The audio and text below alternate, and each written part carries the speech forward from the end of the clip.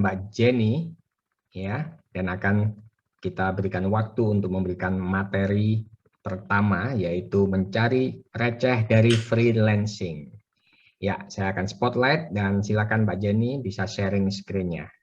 Oh ya, terima kasih. Selamat malam semua. Jadi di sini saya ingin mungkin lebih tepatnya sharing pengalaman sih. Jadi kenapa sih harus dolar? Kenapa nggak rupiah aja gitu kan?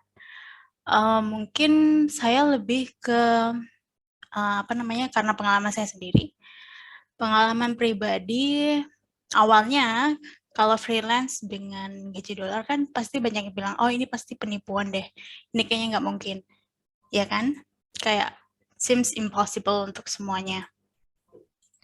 Terus freelance itu apa sih? Kayak freelancing, terus digital nomad itu apa? Mungkin kalau freelancing banyak yang taunya kayak freelance ya, kayak seperti oh ya aku kerja freelance, oh ya I'm a freelancer, atau mungkin oh ya saya ini saya itu, oh I'm a digital nomad atau apa, atau mungkin hal yang lain. Mereka punya banyak sebutan. Terus freelance itu kalau di Indonesia itu seperti apa sih? Jadi ada yang bilang sebagai pegawai kontrak, ada yang bilang pekerja kreatif, ada yang bilang pekerja mandiri, ada yang dikasih title pekerja part-time. Karena kan kalau seorang freelancer itu jam kerjanya nggak tentu, proyeknya pun juga nggak tentu.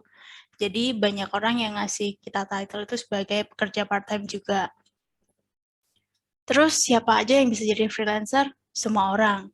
Kenapa nggak Kenapa nggak memulai jadi freelancer tanpa skill? Bisa nggak memulai jadi freelancer tanpa skill apapun? Bisa. Kenapa nggak gitu kan? Karena freelancer itu, kalau menurut pengalaman saya, bisa dibagi jadi dua. Jadi freelancing tanpa skill dan freelancing dengan skill. Kalau freelancing tanpa skill emang bisa ya? Bisa. Jadi kalau mungkin yang bekerja di research atau di perusahaan-perusahaan di bagian research, mungkin tahu ya, kalau misalnya sebelum melakukan research, kita kan pasti punya survei kayak apa sih yang pengen perusahaan tahu, terus data kita ngumpulin datanya kan dari orang. Nah, ngumpulin hasil survei atau research ini kan kalau misalnya for free, pasti banyak orang yang nggak mau. Adapun mau mungkin ya, mungkin 1-2 biji lah ya. Nah, jadi research ini biasanya mereka kasih di Pulse. Pulse itu kayak semacam website atau portal atau subscription portal, di mana di pool itu banyak sekali orang dengan berbagai background dan berbagai pengalaman, entah itu dia bekerja full time atau part time. Jadi di portal tersebut perusahaan bisa kayak, oh aku butuh target audience untuk survei dengan kriteria seperti ini. Dan mereka yang mengisi survei ini dibayar, begitu. Kayak survei berbayar lah istilahnya. Di sini yang saya masukin, yang termasuk dalam survei berbayar itu Viewpoint Panel sama Mobrog. Terus kalau misalnya selain itu ada nggak sih? Ada namanya AWS. Jadi AWS itu kayak semacam crowdsource. Crowdsource itu anggaplah kita punya komunitas di mana komunitas ini berkontribusi pada sebuah research di sebuah perusahaan. Jadi kita sebuah komunitas nih, anggaplah komunitas A. Nah, ada perusahaan ingin pengen tahu kalau misalnya orang beli di Allshop, terus orang ini dapat paket. Dia pengen kalau dapat paket itu SMS-nya gimana? Halo Mbak, ada paket atau gimana? Kayak inputnya tuh orang kalau dapat paket tuh pengennya dikasih yang kayak gimana? Apakah perlu di sugar coating dulu? Apakah perlu tahu dulu itu paketnya dari mana, toko apa, atau dari jasa apa? Nah, si perusahaan anggaplah namanya B. Nah, si B ini pergi ke komunitas A, terus dia minta tolong isi, kalau kalian dapat paket, kalian pengennya dapat SMS kayak apa? Nah, AWS itu sistem kerjanya mirip kayak gini, cuman ya nggak semuanya pekerjaannya seperti ini, ada beberapa pekerjaan lain, jadi kayak micro project seperti itu. Terus kalau misalnya pengen yang lebih up level lagi, biasanya itu di Linebridge sama Appen. Jadi bisa dibilang dua portal ini dia sama-sama seperti AWS, tapi dia terstruktur dan ada penyaringannya. Kalau di AWS tadi kan, atau di Viewpoint Panel kan, perusahaan yang datang ke kita. Nah, kalau di Appen sama Landbridge ini, kita yang apply ke project. Ya, perusahaannya tetap Landbridge sama Appen, tapi kita apply ke projectnya mereka. Setiap kita apply, si Landbridge ini sama Appen pasti akan ngirim follow up kayak, oh iya kuotanya sudah penuh, maaf ya. Atau misalnya, oh ya kamu lolos screening test. Karena kan nanti kalau daftar di Appen sama Landbridge itu kita pasti ngisi data kan, kayak kamu punya skill apa enggak, kamu bisa ngomong bahasa Inggris dengan lancar atau enggak, at least secara written atau secara tertulis. Intinya kamu bisa memahami bahasa Inggris kan, atau kamu punya level bahasa Inggris tertentu atau enggak. Nanti kalau sudah mengisi, ada usia, ada residence atau risetnya di mana, terus marketnya apa, biasanya kan Indonesia. Nah, nanti kalau sudah apply di situ, kalau misalnya lolos screening test, nanti akan ada tes lagi. Terus kalau udah ada tes, nanti baru dikasih follow up kalau, oh ya ini projectnya kita mulai hari tanggal berapa, dan selesainya kira-kira berapa minggu atau berapa bulan, atau mungkin kalau ada yang long project biasanya 1 tahun, atau juga bisa lebih. Terus kalau mau up level lagi, itu bisa ke Tech in Asia sama LinkedIn. Jadi kan kalau no skill kan kayak, saya nggak punya skill apapun nih, saya nggak ada skill sama sekali. Itu nggak menghalangi untuk menjadi seorang freelancer. Bahkan kalau dari pengalaman saya pribadi, freelancing itu nggak hanya dari fresh grade aja, kayak ada loh anak SMA yang sekarang kerjanya di Appen, ada juga pensiunan yang kerja di Appen. Karena apa?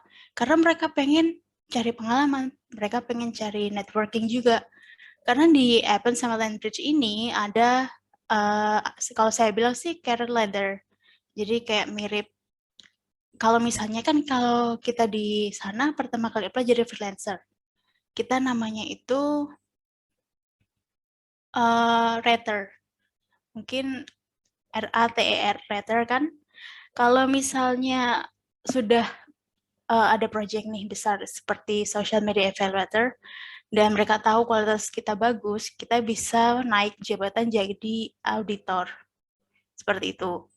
Kalau misalnya selama bekerja di Landbridge atau Appen atau di yang lainnya, kita bisa nih prepare untuk cari skill yang kita minati. Misalnya selama kita kerja di Appen, kita di Landbridge, terus kita ngembangin skill kita kayak misalnya illustration, atau programming, ataupun yang lain. Nah, nanti selama, yang penting kan kalian upgrade skill, tapi kita kan nggak miskin gitu, kayak kita masih bisa bertahan hidup lah intinya dengan bekerja freelancing seperti ini. Tapi nunggu ini juga nggak singkat sih, kayak nunggu untuk dapat project di Appen Landbridge ini lumayan lama. Dan kalau saya bilang ada faktor hokinya juga. Terus kalau misalnya udah kayak, oh saya pengen nyoba deh, kayak saya punya skill ini, saya punya skill illustration misalnya, udah Appen udah, ya udah deh, saya pengen coba kalau kerja pakai skill illustration saya kira-kira menjual nggak? Nah, nanti follow up-nya bisa ke Tech in Asia atau ke LinkedIn. Terus kalau udah punya skill nih, cari job-nya atau cari project-nya di mana nih? Biasanya itu ada yang namanya tetap Tech in Asia sama LinkedIn itu kayak yang small project, big project semua di situ. Terus ada lagi Fiverr, Upwork, sama People per Hour. Ini dia lebih picky lagi, jadi filternya tuh lebih banyak. Kalau di Tech in Asia, LinkedIn itu ya mirip-mirip Indu lah. Kalau kita apply di perusahaan, ada interview, ada screening test, terus ada yang namanya technical test, kadang seperti itu. Kalau di Fiverr ini, kita kayak orang jualan, kayak kalau kita lihat Shopee, kita kan lihat orang jualan barang. Kalau di Fiverr sama Upwork, yang kita jual itu skill sama jasa kita sebagai seorang freelancer. People per hour pun juga seperti itu. Terus kalau udah, wah saya udah punya pengalaman nih berapa tahun, 2-3 tahun. Terus kita merasa ya udah deh, saya pengen coba ke TopTal. TopTal itu mirip kayak Appen sama Landbridge, tapi kalau Apple sama Landbridge kan lebih ke AI kan. Kalau TopTal ini dia diverse, jadi semua perusahaan dari semua bidang itu ada di situ. Dan mereka sangat picky dengan freelancer yang kerja sama mereka. Kalau yang lainnya ada screening test, ada interview, ada technical screening juga. Kalau di TopTal itu kayak kita benar-benar apply di perusahaan sebagai pekerja full time.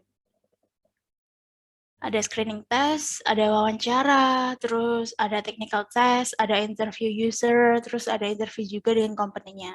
Intinya yang paling picky dari semuanya itu TopTal. Ada juga beberapa platform yang kayak TopTal, tapi dia kalau saya bilang kalau misalnya bahasa Inggris ya TopTal. Intinya dia perlu skill yang memadai untuk bahasa Inggrisnya. Sedangkan kalau untuk bahasa lain seperti Jerman atau perusahaan-perusahaan lain yang base-nya bukan tidak memakai bahasa Inggris sebagai bahasa pengantar itu banyak juga yang seperti TopTal, cuman saya kurang tahu.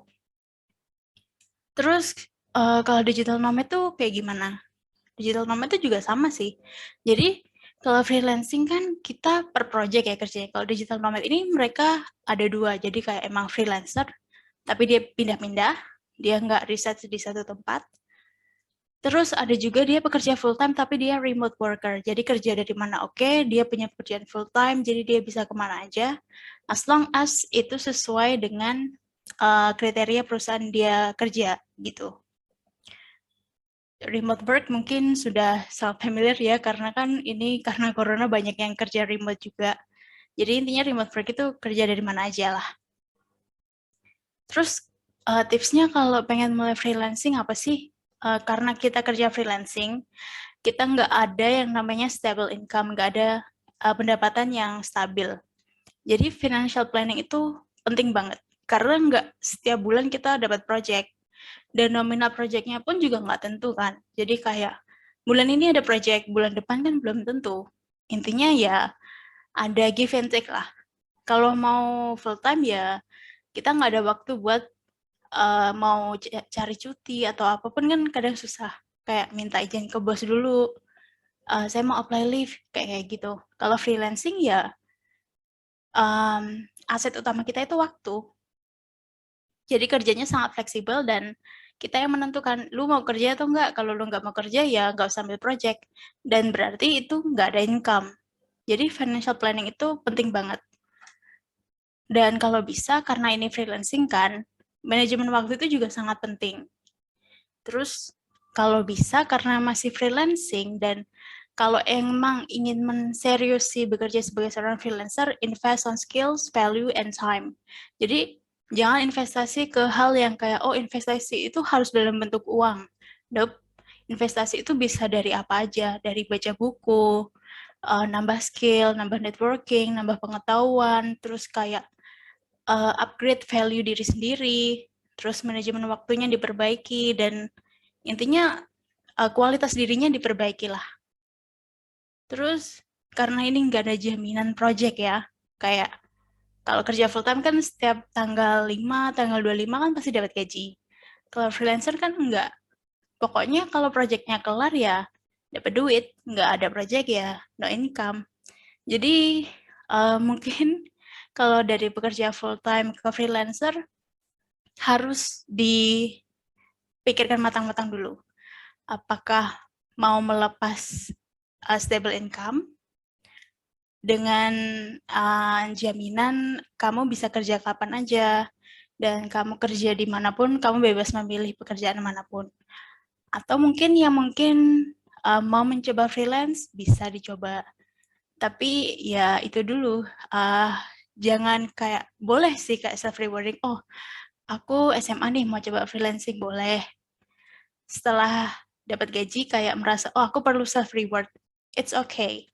Tapi dipikir dulu, kalau misalnya freelancing ini karir yang kamu mau, selama kamu masih dalam tahap adaptasi untuk jadi freelancing ini, kamu cari deh kayak yang menurut kamu skill kamu bisa kamu upgrade itu apa. Kalau misalnya kamu masih bingung, ya kan nggak mungkin kamu jadi freelancer yang tanpa skill terus-terusan kan nggak mungkin. Karena kamu juga pada akhirnya pasti perlu skill gitu kan. Jadi pertimbangan matang-matang ke depannya kalau ingin jadi professional freelancer itu mau kemana. Jadi set tujuannya dulu. Terus kalau emang udah yakin mau jadi professional freelancer, ingat lagi mau upgrade skill apa. Apakah kamu generalis atau kamu yang tipenya ya udah saya udah pengennya ilustrasi ya ilustrasi aja terus it's okay, it's up to you. Terus kalau misalnya nih ada biasanya kalau pengalaman saya teman saya itu dia kerja full time dari Senin sampai Jumat, terus weekend itu dia freelance. Itu juga nggak apa-apa karena kan dia nambah earning income kan. Kayak earning power-nya itu meningkat. Jadi sumber pendapatannya itu nggak cuma dari full time-nya dia aja, tapi juga freelancing-nya dia juga. Terus udah sih mungkin itu aja. Ada pertanyaan lain? Mungkin?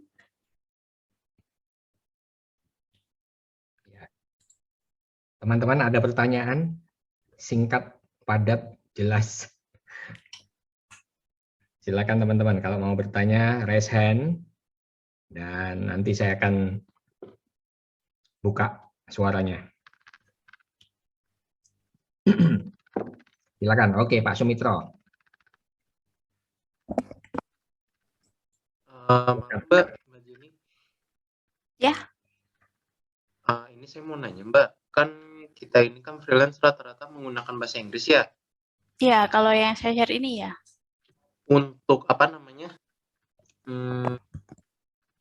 Untuk kemampuan bahasa Inggrisnya apa harus native kayak misalnya berbicara yang juga harus fasih atau bisa menulis aja udah cukup Mbak?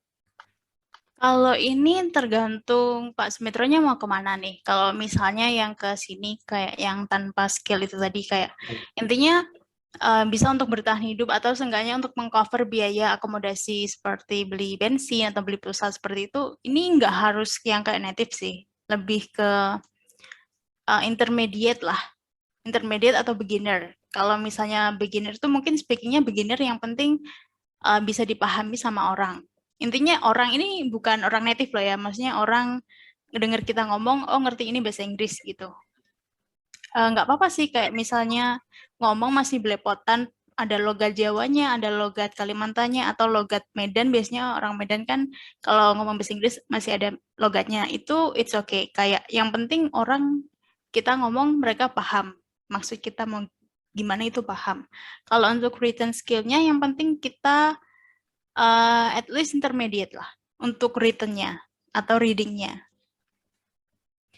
Ini juga bisa di-upgrade kok Pak, kayak misalnya mau upgrade bahasa Inggrisnya, skill bahasa Inggrisnya tuh lewat mana sih? Kayak kalau saya sendiri kan saya lulusan pendidikan ya, jadi pendidikan bahasa Inggris kayak bakal nantinya di guru bahasa Inggris.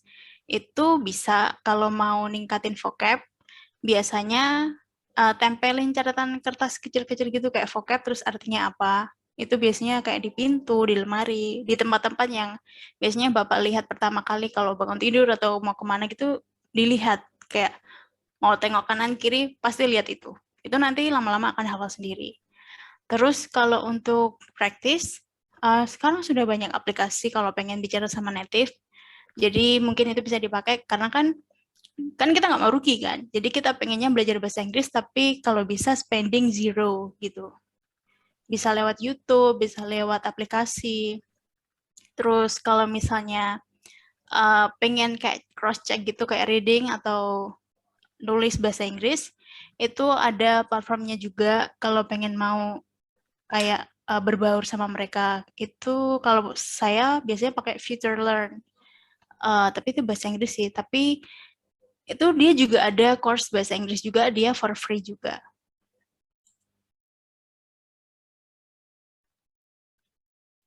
Mungkin itu sih. Menjawab Pak Sumitro. Oke, siap. Makasih Mbak Jenny. Sama-sama.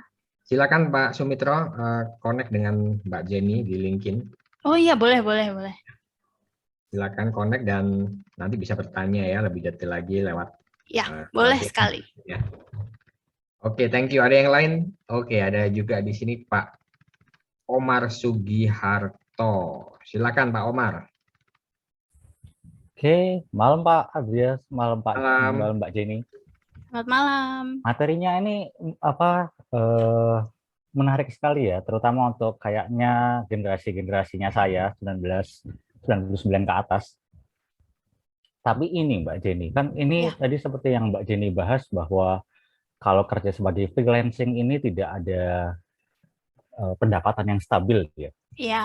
Nah, kalau begitu in the long run-nya, misalnya kita bicara soal setelah dia mendekati usia 50, 60, usia pensiun itu biasanya strateginya untuk freelancer itu gimana ya? Mereka bakal melakukan apa untuk menjamin kehidupan mereka di sana? Kurang lebih itu pertanyaan saya. Oh ya, maaf kalau di sana itu di Indonesia atau di mana ya? Oh, enggak, saya mau bahas jika freelancing sudah mendekati Jika usia freelancer pensiun. sudah usia pensiun. Hmm. Kalau saya pribadi kurang tahu ya, maksudnya kalau freelancer lain seperti apa. Cuman kalau saya pribadi, ketika saya pertama kali terjun ke jadi seorang profesional freelancer dalam artian ya kerja full time-nya sebagai seorang freelancer begitu. Saya langsung cari kayak Mas Sumitro tadi. Kalau Mas Sumitro kan tanyanya kayak literally bahasa Inggrisnya gimana, kayak reading-nya perlu native enggak kayak gitu. Kalau saya karena saya udah terjun ke freelancer, jadi profesional freelancer, saya tahu kalau setiap bulan itu kan nggak pasti ada income. Jadi yang saya cari adalah literasi keuangannya. Jadi kayak awal memulai karir sebagai freelancer, saya cari orang kayak, ajarin dong literasi keuangan kalau mau pensiun di usia segini, saya perlu uang berapa. Terus kalau misalnya saya mau ikut yang lebih mendalam lagi, kayak membahas angkanya, atau membahas persentase dari income saya yang nggak stabil ini, saya kan harus nyari kelas ya, kayak ada beberapa emang kelas yang free, tapi kalau ingin yang lebih kan harus bayar, kayak nyari sertifikat atau CPO, kayak ke financial, ke konsultan, kayak financial consultant, kayak nanya, saya pengen pensiun di usia segini, pekerjaan saya freelancer dengan income yang nggak tentu, kira-kira kalau saya pengen pensiun di umur segini, misalnya umur X ini, saya harus punya berapa duit dulu untuk diinvestasikan, terus berapa fixed spending yang harus adakah yang harus saya tekan dari fixed spending saya sekarang, terus untuk kedepannya kira-kira nilai inflasinya akan naik berapa persen. Jadi dari awal memulai itu saya harus cari sources tentang literasi keuangan itu sendiri. Kalau saya pribadi memulai kayak, saya pengen pensiun di usia segini untuk financial freedom.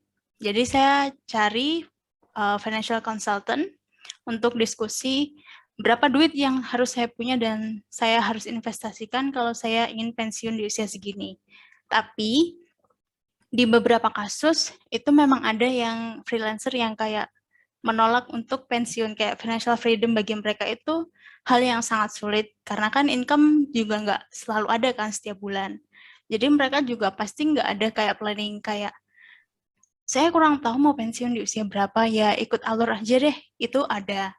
Tapi kalau saya pribadi, ketika saya set goals, saya pengen pensiun segini, dan ketika saya konsultasi ke financial consultant itu, harus punya uang segini. Ini memotivasi saya buat cari project lebih banyak dan ningkatin earning power dan nambahin skill. Biar nanti kalau udah pensiun, saya masih bisa jual jasa freelancer saya. Mungkin itu, apakah menjawab Pak Omar? Sudah menjawab. Makasih banyak Mbak Jenny. Iya, sama-sama. Oke, thank you Pak Omar. Dan jangan lupa terkoneksi dengan Mbak Jenny ya di LinkedIn-nya ya. Itu sudah saya kasih link-nya. Ya, silakan kalau mau tanya-tanya bisa ke LinkedIn. Kalau malu-malu di sini bisa tanya di LinkedIn juga. Iya, nanti di Japri saja nanti. Saya juga tertarik nanti ada beberapa yang saya tanyakan freelance. Siapa tahu buat persiapan pensiun ya. Tentu. Ini sebenarnya kalau dari tadi kan kayak yang skill ini, yang dari no skill ke skill kan kayak ada banyak kayak TopTal, Upwork gitu kan ya.